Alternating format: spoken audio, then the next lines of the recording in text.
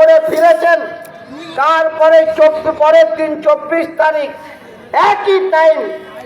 একই টাইমে গোটা উড়িষ্যার রাজ্যের 12টি জায়গায় একেবারে রাত্রি 8টার সময় একই টাইমে 12টা জায়গায় আক্রমণ শানিত হয়েছে পরিযায়ী শ্রমিকদের ওপর।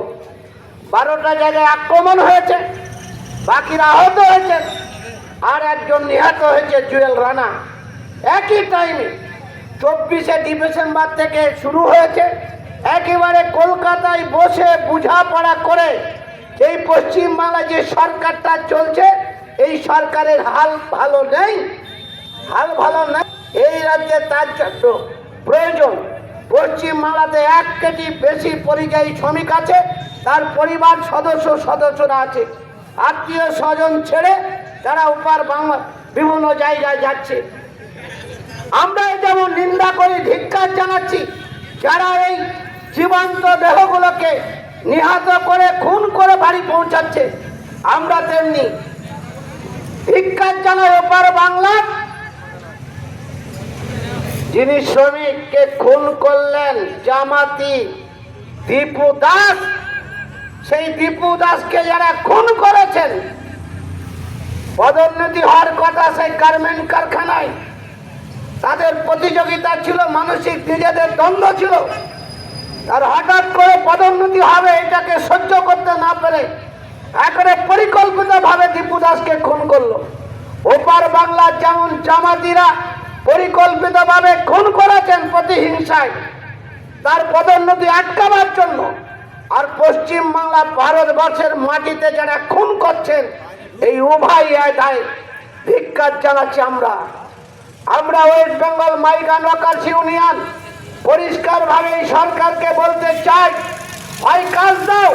আমাদের দুটো হাত আছে, পা আছে, আমরা লেখাপড়া শিখেছি, কেউ কম বেশি শিক্ষিত, কেউ অল্প শিক্ষিত। আমরা কাজ না পেয়ে রাজ্যের বাইরে যেতে বাধ্য হচ্ছি। ইতিমধ্যে মুর্শিদাবাদ জেলায় যারা খুন হলেন বা দুর্ঘটনার কারণে মারা গিয়ে বাড়ি ফিরলেন, তাদের প্রত্যেকের বয়স হচ্ছে 19 থেকে 34-35 বছরের বেশি না।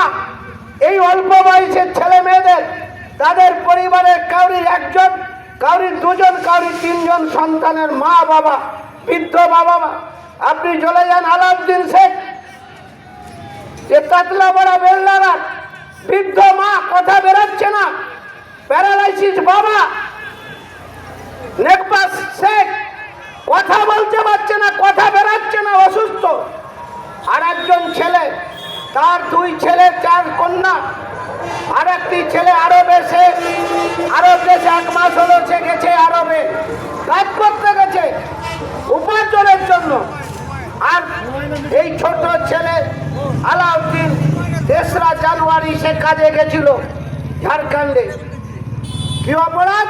ফেরিওয়ালা, সেই বাউন্ডারির মধ্যে থাকতো, তাকে মেরে ঝুলিয়ে দেওয়া হলো। আমরা কালকে সচক্ষে দেখেছি ডান পা কিভাবে ভেঙে দিয়েছে, কিভাবে গলায় আঘাত দিয়ে গলায় তার টিপে তাকে শ্বাসরোধ করে মারা হয়েছে। তার চিহ্ন পরিষ্কারভাবে বোঝা যাচ্ছে, পরিষ্কারভাবে বোঝা যাচ্ছে।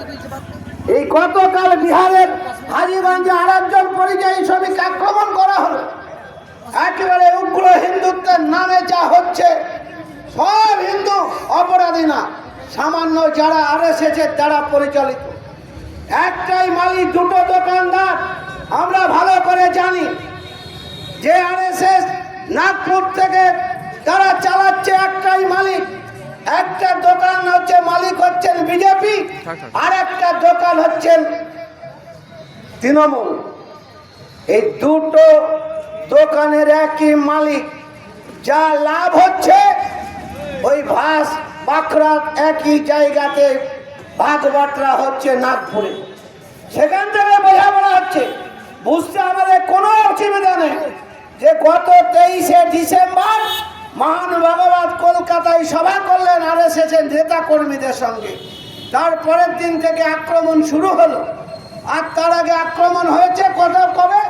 শামশেরগঞ্জের দাঙ্গার পরে, যখন এখানকার আমার মুর্শিদাবাদ লোকসভার এমপি আবু তাহের খান বলল যে শামশেরগঞ্জের দাঙ্গার জন্য পরিযায়ী শ্রমিকরা তাই তারাই দাঙ্গা বাঁধিয়ে দিয়ে পালিয়ে গেছে।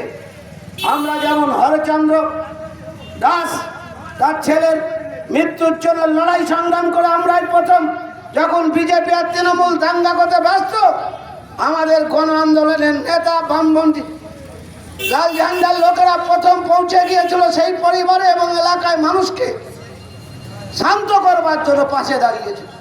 আজকেও দাঁড়িয়ে বলছি যে আমরা গতকাল যখন আমি ওই পরিবারে পৌঁছাবার জন্য তার জিরাওয়ারে যাতে এফআইআর হয়, সেখানকার ওসিআইসিকে যখন আমরা বলি সংগঠনের পক্ষ থেকে ঝাড়খণ্ডের এই থানা তার এফআইআর নাইনি, শুধু পোস্টমর্টমে বাড়ি ফিরেছে, কেন পশ্চিম বাংলার সরকার, কেন বেললাগা নওদা থানা, হরিয়ারপাড়া থানা, কেন রানীতলা থানা, কেন সুতি থানা তারা 0 আওয়ারে এফআইআর করবে না?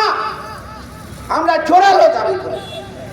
আমরা সুতি থানাকে করতে পেরেছি, কালকে পুলিশ প্রশাসন বাধ্য হয়ে 0 আওয়ারে এফআইআর করে ঝাড়খণ্ডে যাওয়ার জন্য প্রস্তুত হয়েছে। জনগণের দাবি, পরিযায়ী শ্রমিকদের ঐক্যবদ্ধ লড়াই। আজকে ডিএম সাহেব, এসপি সাহেবকে সেখানে নেমে আমাদের যে দাবি ছিল যে পরিযায়ী শ্রমিক যে খুন হলো সেই খুনিদেরকে গ্রেপ্তার এবং শাস্তি প্রয়োজনে ফাঁসির ব্যবস্থা করতে হবে, যাতে দ্বিতীয় আর কোনো জুয়েল রানা বা অময় মাঝি বা আলাউদ্দিনের মতো আর কোনো প্রাণ না দিতে হয়, সৈফুল্লার মতো কোনো প্রাণ না যায়। আর কি দাবি? পরিবার যারা খুন হয়েছে তাদেরকে 25 লক্ষ টাকা, আর যারা দুর্ঘটনার কারণে মারা গিয়ে বাড়ি ফিরেছে তাদেরকে 10 লক্ষ টাকাই সরকারকে দিতে হবে। আর ওই পরিবারগুলোকে সরকারি স্থায়ী চাকরি দিতে হবে। এই দাবি আমরা করেছি, লড়াই আমরা আছি।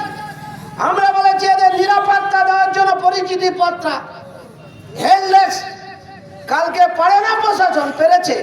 তার প্রমাণ গতকাল রাত্রি 12টার আগে হেললেস হেল্পলাইন চালু করেছে বাধ্যত জনগণ এবং এই পরিযায়ী শ্রমিকের পরিবারের আন্দোলনের ফসল। আমরা দীর্ঘদিন দাবি করি, সে দাবি কার্যকারী হয়নি, কিন্তু করতে পারলে করতে পারে পুলিশ প্রশাসন, রাজ্য পারে। রাজ্যের মুখ্যমন্ত্রী বললে শৃঙ্খলা ভাঙবেন না, আইন হাতে তুলবেন না, কিন্তু এটা কি বললেন যে ঝাড়খণ্ডের মুখ্যমন্ত্রী, পুলিশ মন্ত্রী, উড়িষ্যার মুখ্যমন্ত্রী, তুমি দাঙ্গা বাধা খুন খারাপি পরিযায়ীদের ওপর আক্রমণ বন্ধ করো। মহারাষ্ট্রের পুলিশ তুমি আক্রমণ বন্ধ করো, কারণ ভারতবর্ষের বড় অংশ এখন পরিযায়ী শ্রমিক হচ্ছে গোটা পশ্চিম বাংলা। এই পশ্চিম বাংলার মধ্যে পরিযায়ী শ্রমিকের মধ্যে প্রথম হচ্ছে মুর্শিদাবাদ। মুর্শিদাবাদ এটা মাথায় রাখুন। আমরা কবে পরিযায়ী মুর্শিদাবাদ প্রথম হয়ে থাকবো? কতদিন থাকবো? কেন সরকারের ভূমিকা থাকবে না? সরকারের যারা জনপ্রতিনিধি, আমরা তো পরিযায়ী শ্রমিক, আমরা বউ বাচ্চা ছেলে মেয়ে ছেড়ে বিদেশে পালিয়ে যেতে বাধ্য হচ্ছি। কিন্তু দুঃখ হলো সত্য, যারা আমাদের জন্য করবেন নবান্নে লড়াই, বিধানসভায় লড়াই, লোকসভায় লড়াই, তাদেরকে মুর্শিদাবাদ জেলায় খুঁজে পাওয়া যাচ্ছে না। আপনার এই নওদার বিধানসভার এমএলএ-কে কবে দেখেছেন আপনারা জানেন না, ভোটে জিতে পরিযায়ী শ্রমিক হয়ে গেছেন। এখানকার লোকসভার এমপি, তিনি পরিযায়ী শ্রমিক, খুঁজে পাওয়া যাচ্ছে না। গোটা জেলার যত এমপি এমএলএ একই চেহারা। গতকাল তৃণমূলের এখনো 21 জন এমএলএ আছে, 3 জন এমপি আছে, চেহারা খুঁজে পাইনি। বেললাগা যখন দাঙ্গা হচ্ছে, এই আন্দোলন হচ্ছে, পরিযায়ী শ্রমিকদের যখন দাবি নিয়ে লড়াই হচ্ছে, তখন এখানকার আপনাদের এই ব্লকের একজন ছেলে মুর্শিদাবাদ লোকসভা আর একজন পরিযায়ী শ্রমিকের বাড়ি গিয়ে দেখা করে ভাবছে যে আমি সহানুভূতি দিচ্ছি, আমি এসছি রেন্টু শেখের বাড়ি, কিন্তু সেই বাড়িতে কেউ খুন হলে তার 10 লক্ষ টাকার কোথায় গেল তার বাড়িতে চাকরি কোথায় গেল? শুধু শাহনাজ বা রেন্টু আলাউদ্দিন না, আপনারা দেখেছেন আপনাদের ব্লকে দিল্লিতে বর্ষায় 1 জুলাই 2025 সাল 1 জুলাই এই যে গঙ্গাধারী পাড়ায় একই পরিবারের 4 জন মারা গেল। পারভিনের স্বামী, তার যা, পারভিনের মেয়ে আর তার জায়ের মেয়ে, একই পরিবারের 4 জন। সরকারি ক্ষতিপূরণ এখনো পৌঁছায়নি। 2 লক্ষ টাকা করে ক্ষতিপূরণ দিচ্ছে। মৃত্যুর পরিবার থেকে 2 লক্ষ টাকা, সেই টাকা এখনো পৌঁছায়নি। সেই পরিবারে এখনো চাকরির কোনো গল্প নেই। এখানকার এমপি এমএলএ কি করছে? এখানকার যারা অন্যান্য জনপ্রতিনিধি, জেলা পরিষদের সদস্য, পঞ্চায়েত সমিতির সদস্য, কর্মকর্তা যারা আছেন, প্রধানরা পর্যন্ত যারা আছেন, কি কর্ম করছেন? আমরা যখন ওই পরিবারে সমবেদনা জানাতে যাচ্ছি, ওই পরিবারে সাহায্য করতে যাচ্ছি, আমাদের কি করে ঢুকতে দেবে না, ওই পরিবারের সাথে দেখা করতে দিবে না। তার জন্য ওই পাড়ায় পাড়ায় যারা মতো বড়